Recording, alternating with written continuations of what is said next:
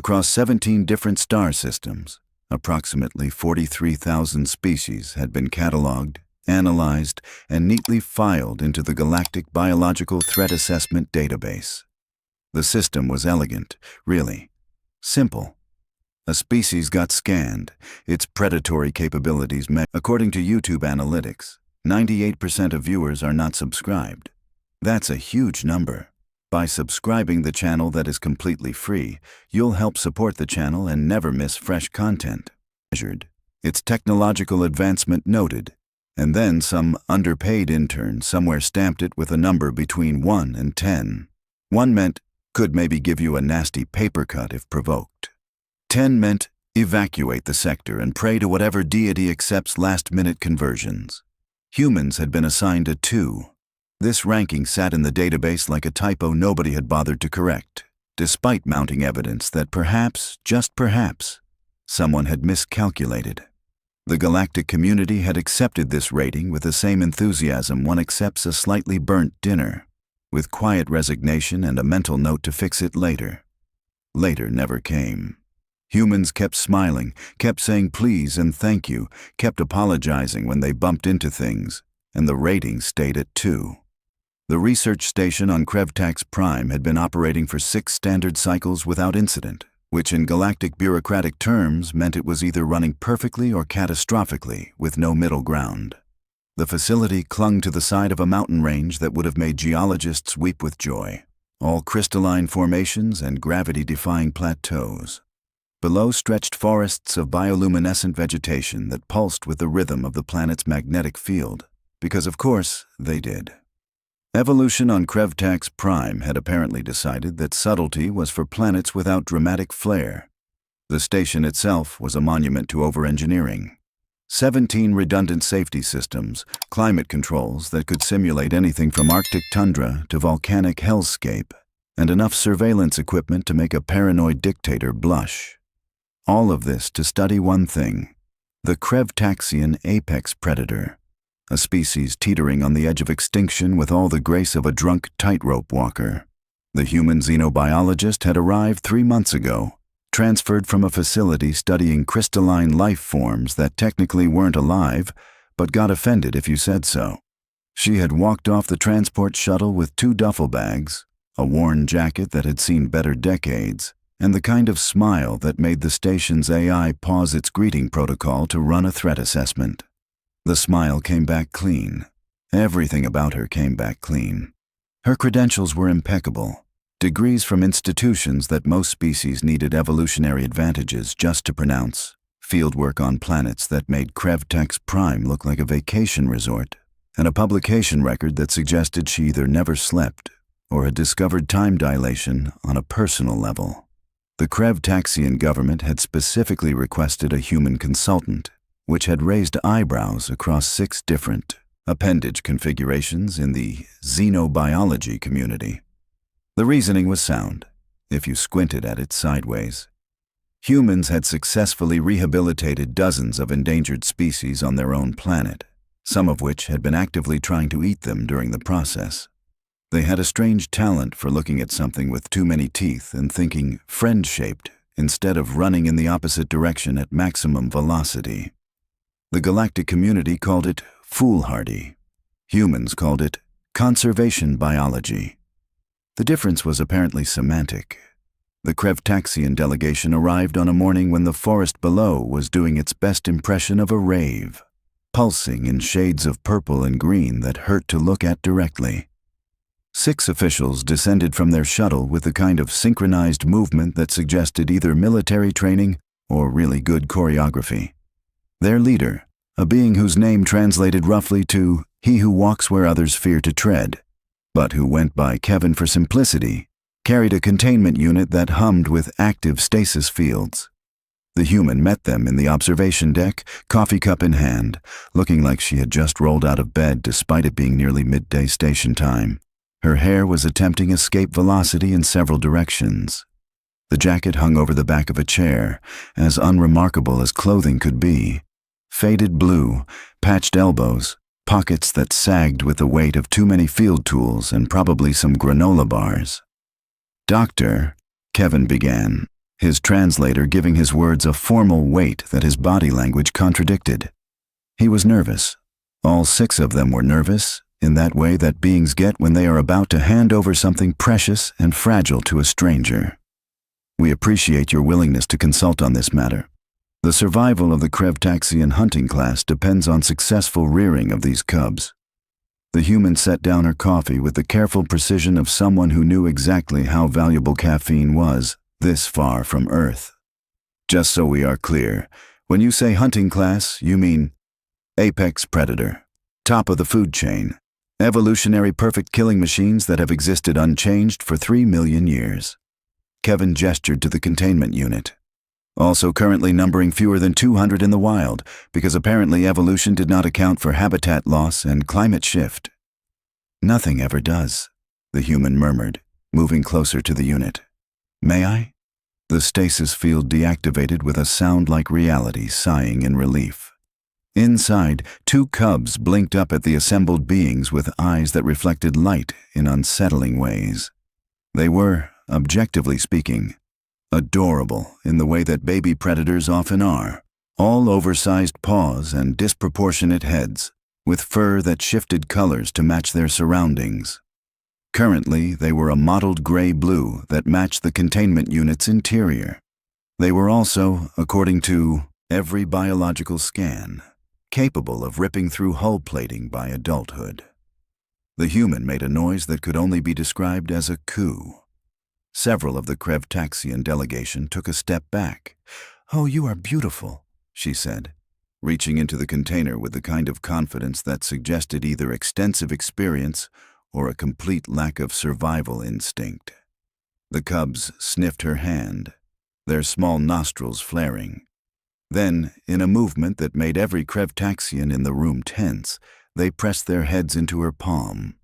Kevin's translator made a sound it was definitely not designed to make. "That should not, they do not. Our species has been trying to handle these cubs with minimal stress, and they have been aggressive with every individual who has attempted contact." The human was now scratching behind what might have been ears. Her face split in a grin that was probably meant to be reassuring but had the opposite effect. "Define aggressive." 3 handlers in medical bay. 1 requires reconstructive surgery. "Ah." She did not stop petting the cubs, who had begun making a sound somewhere between a purr and a growl. "And you brought them to me because?" "Because humans have a reputation for being good with animals." Kevin said this like he was confessing to a crime. Even animals that should not, by any logical assessment, want anything to do with beings outside their species. The human lifted 1 cub out of the container. It was roughly the size of a large house cat, if house cats came equipped with retractable claws designed to shred muscle tissue and a bite force that could crack bone. The cub immediately climbed up her arm, using those claws, leaving small tears in her shirt sleeve. She did not flinch. "Well," she said, as the cub settled on her shoulder and began investigating her hair with intense interest. "I guess we are going to find out if that reputation is accurate or just really good publicity." The second cub, not wanting to be left out, had begun climbing the outside of the containment unit. The human scooped it up with her free hand, now holding approximately 20 kilograms of predatory infant, with the same casual ease one might hold a bag of groceries. Kevin watched this display with the expression of someone watching a traffic accident in slow motion, unable to look away, certain of impending disaster, and deeply regretting every life choice that led to this moment. "Perhaps we should establish some safety protocols before—" The cub on her shoulder sneezed directly into the human's ear. She laughed. The delegation exchanged looks that transcended language barriers. They had hired a consultant who was either brilliant or certifiably insane, and the margin between those 2 states was apparently measured in cubic millimeters. "Right then," the human said, adjusting her grip as both cubs tried to crawl higher on her person. "Let us get these 2 settled in the habitat enclosure. You did prepare an enclosure, yes?" "Of course. 17 safety measures, constant monitoring, enrichment activities designed by our top behavioral specialists." "Great. They will hate it." She was already walking toward the door. cubs clinging to her like fuzzy, deadly barnacles. But we will start there anyway and see what adjustments need to be made. As the delegation scrambled to follow, Kevin leaned toward his second-in-command and whispered, "Remind me again why the humans are rated as a Class 2 threat." His second-in-command, who had been taking notes on a datapad, looked up with the kind of expression that suggested she had been wondering the same thing. Official documentation cites lack of natural weapons, relatively fragile physiology, and non-aggressive social structure. They both watched as the human disappeared around a corner, singing something off-key while two infant apex predators fought over who got to sit on her head. "Right," Kevin said slowly. "Of course. That makes perfect sense, and I have no follow-up questions." The datapad beeped. His second-in-command glanced down, then back up, her face carefully neutral. "Sir, the cub's stress hormones have dropped to baseline levels for the first time since extraction from the wild." Kevin stared at the empty corridor. Somewhere in the distance, the human was still singing. "I am going to need so much documentation for this." Behind them, the containment unit sat empty and forgotten, its stasis field still humming pointlessly. The research station's AI, which had been quietly observing everything, added a small note to its log. "Reassess human threat classification. Current rating may be inaccurate." The note would be ignored for another 3 months. Some things apparently took time. The enrichment enclosure had been designed by individuals with advanced degrees in behavioral science and absolutely no sense of irony. It sprawled across 200 square meters of carefully calculated wilderness, complete with climbing structures that had been stress-tested to support 50 times the cub's current weight. Water features that burbled at frequencies meant to soothe predatory instincts, and hiding spots positioned according to some algorithm that probably involved calculus. The cubs ignored all of it in favor of following the human around like fuzzy, murderous ducklings. "This is highly irregular," announced Dr. Vexilor, the station's head of xenobiology, watching through the observation glass with the intensity of someone witnessing their life's work crumble in real time. His scales had shifted to a pale yellow, the Threesian equivalent of visible distress. Krevax and Young maintain distance from non-family units. They demonstrate aggression toward unfamiliar scents. They most certainly do not engage in whatever this is. "This," was one cub attempting to climb into the human's jacket pocket while the other sat on her boots, apparently content to be dragged along as she walked. She was taking measurements of the enclosure's temperature gradients, seemingly oblivious to the fact that she had acquired accessories that could, in a few months, bite through steel. "Maybe they are just friendly," offered Lynn, the station's cultural liaison, who had been brought in specifically because her species had experience with pack-bonding behaviors. She was beginning to suspect that experience was inadequate. "Friendly." Vexilor's translator somehow managed to convey the italics. "These creatures are engineered by evolution to be solitary ambush hunters. Friendly is not in their behavioral vocabulary. Neither is trust toward beings that smell like an entirely different planetary biosphere." The human had crouched down to examine something in the soil. Both cubs immediately climbed onto her back, their small claws finding purchase in her shirt with the efficiency of mountaineers on a familiar route. She continued her examination without acknowledging the additional weight, scribbling notes on a battered datapad that looked older than some of the junior researchers. Kevin had joined them in the observation room, carrying the weight of bureaucratic dread that came with realizing a situation was spiraling beyond projected parameters. "How long has she been in there?" 4 hours, Vexilor replied, not looking away from the scene below. "The cubs have not left a 3-meter radius of her position. They refuse food unless she is present. When we attempted to use the automated feeding system, they simply stared at it until she arrived and then ate only after she had handled the containers. That is imprinting behavior." Lynn's voice had taken on the tone of someone solving a puzzle they really wished would remain unsolved. "Impossible. Krevax and Young do not imprint on non-Krevtaxians. We have documentation spanning 3 centuries of conservation attempts. Multiple species have tried to hand-rear cubs. All attempts resulted in either complete rejection or... Vexillor stopped, his scales flickering through several colors in rapid succession. Or, Kevin prompted, though his expression suggested he already knew and hated the answer. Or the handlers became casualties. In the enclosure, the human had stood up. Both cubs rode her shoulders now, their heads swiveling in perfect synchronization as they surveyed their domain from this new vantage point. One of them made a chirping sound that the monitoring equipment registered as a juvenile contact call. The human chirped back. It was not a good chirp. It was, objectively speaking, a terrible approximation of the sound, with entirely the wrong frequency and duration. The cubs did not seem to care.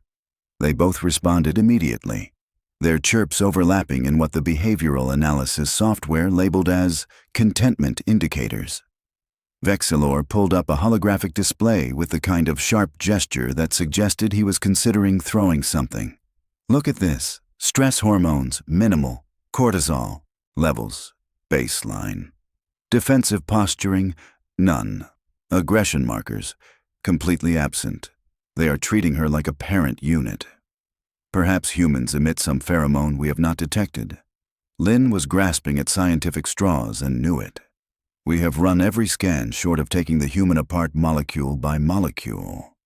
Vexillor gestured at a different screen filled with data that looked like it had been compiled by someone having a breakdown. Her biochemistry is completely wrong for this planet. She should smell alien and threatening. Instead, these cubs are acting like they found their long-lost mother figure. Kevin watched as the human approached the observation window, cubs still perched on her shoulders. She waved cheerfully, mouth moving in words they could not hear through the glass. Both cubs also stared at the observation window, their reflective eyes creating an unsettling mirror effect. Get her out of there, Kevin decided. We need to run more tests, establish protocols, understand what mechanism is. The human had pulled something from her pocket, a granola bar from the looks of it, though the observation equipment was not designed for snack identification. She broke it into pieces, offering some to each cub. They sniffed the offerings with intense suspicion before accepting them with surprising delicacy, their small jaws working carefully around food that was absolutely not part of their natural diet. Vexillor made a sound somewhere between a laugh and a sob. She is feeding them human food. They are eating human food. This breaks approximately 17 different biological rules, and those are just the ones I can name off the top of my head. Maybe, Lynn said slowly. We have been measuring the wrong things. Both Kevin and Vexillor turned to look at her. What if, she continued, clearly working through the thought as she spoke, the threat classification for humans is not about what they can do to other species, but what other species want to do around them. In the enclosure, one cub had started grooming the human's hair while the other curled up in her lap. She had settled cross-legged on the ground, apparently planning to stay there for a while, and pulled out a tablet to do some reading. The observation room fell silent except for the hum of monitoring equipment and the soft sound of 3 beings who had reached a profoundly disturbing conclusion without saying it aloud. Kevin finally spoke. I am going to need so much more documentation than I thought. The cubs, comfortable and content, had begun to doze. The human adjusted her position carefully, making sure not to disturb them. Above, alarms that nobody had thought to program began to trigger in the station's AI. Cross-species bonding detected. Parameters exceeded. Recommend immediate review of classification systems.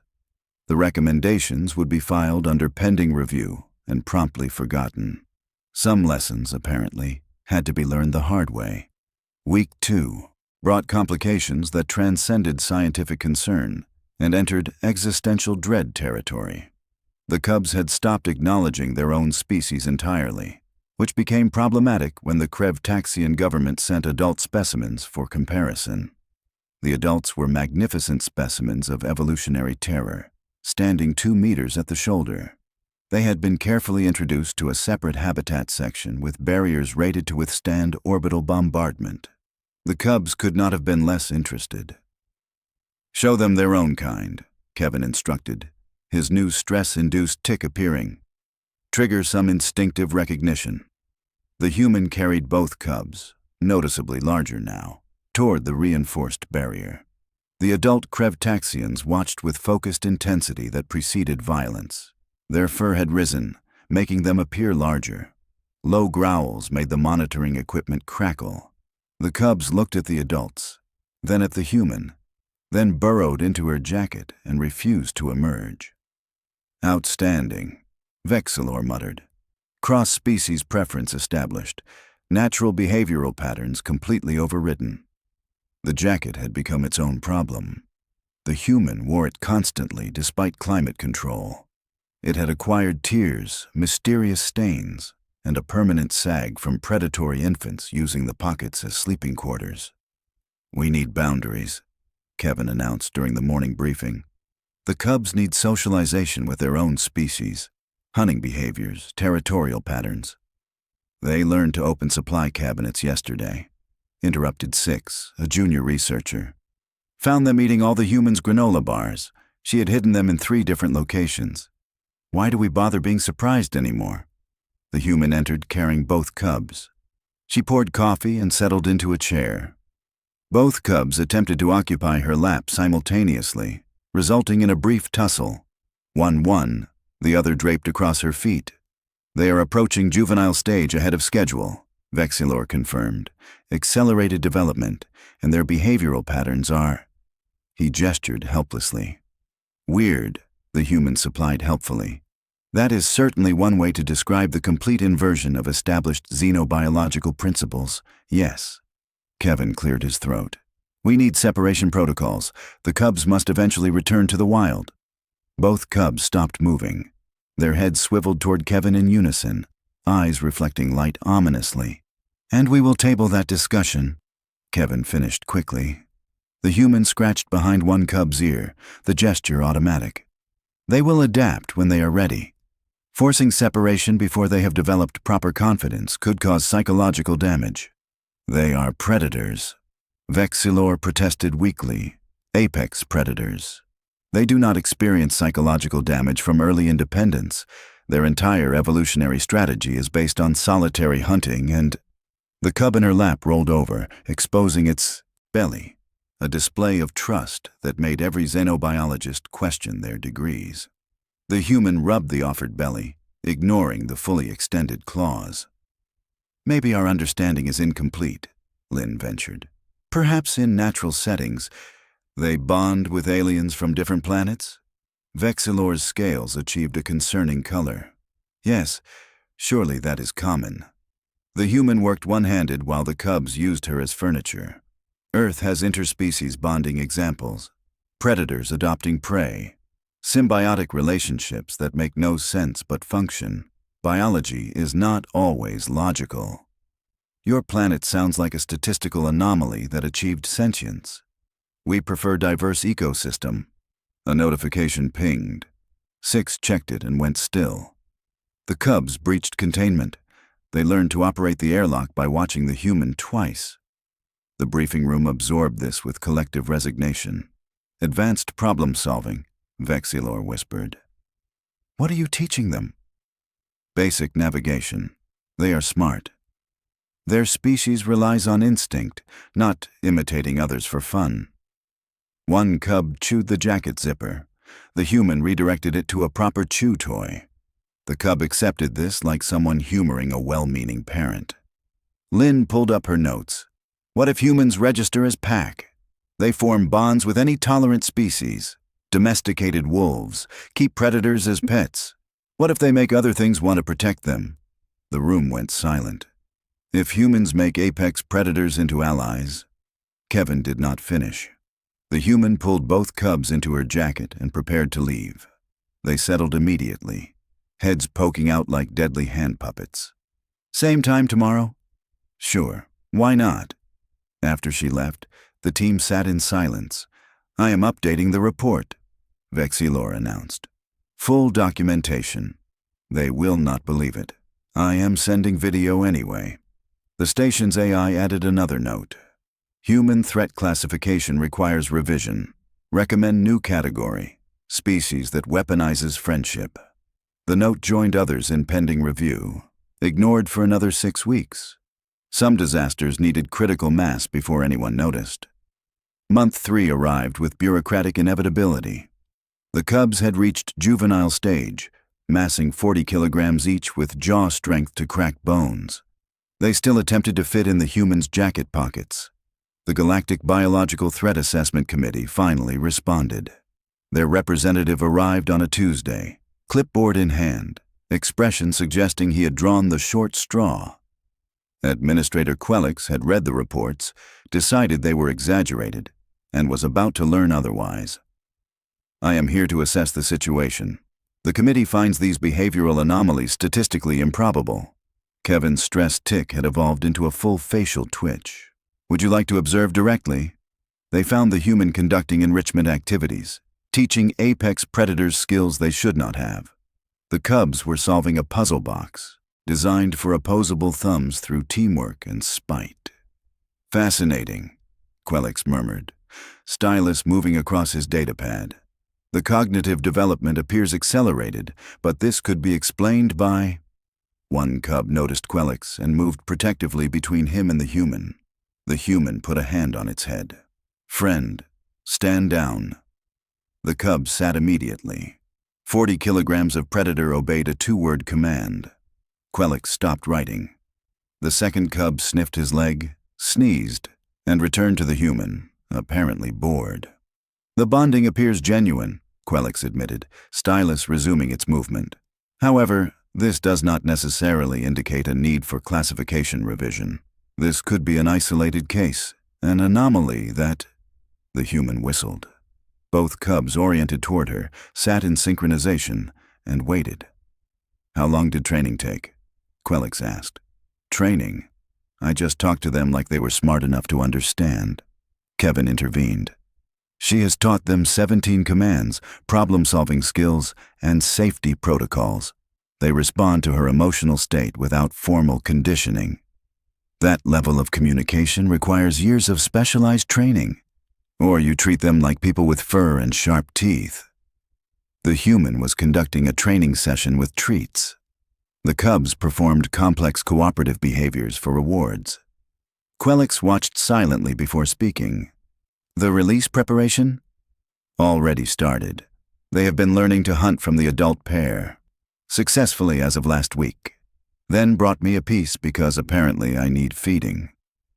These predators hunt successfully yet voluntarily return to human contact.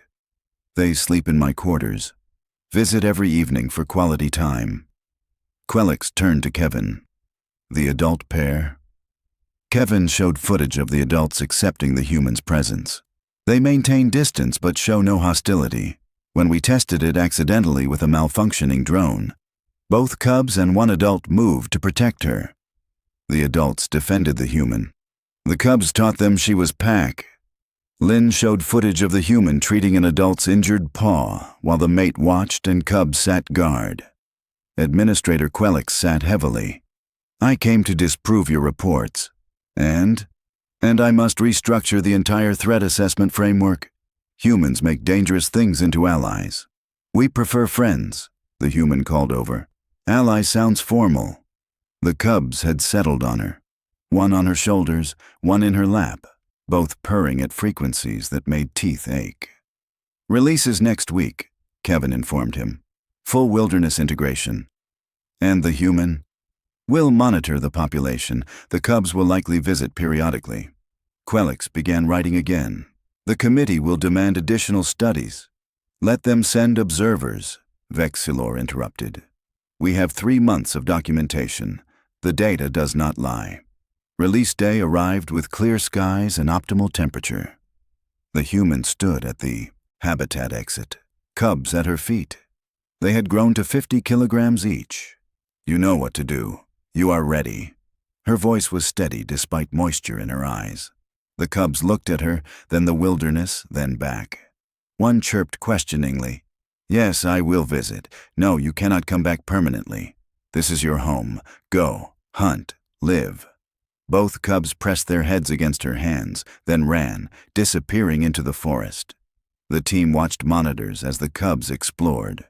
After 30 minutes, both returned to the habitat edge, checked on her location, then departed again. They will keep checking in, Lynn predicted. Probably. Is that a problem? Nobody could argue why it should be. 3 days later, the cubs hunted successfully. 1 week later, they established territory. 2 weeks later, they were teaching younger cubs survival skills with learned patience.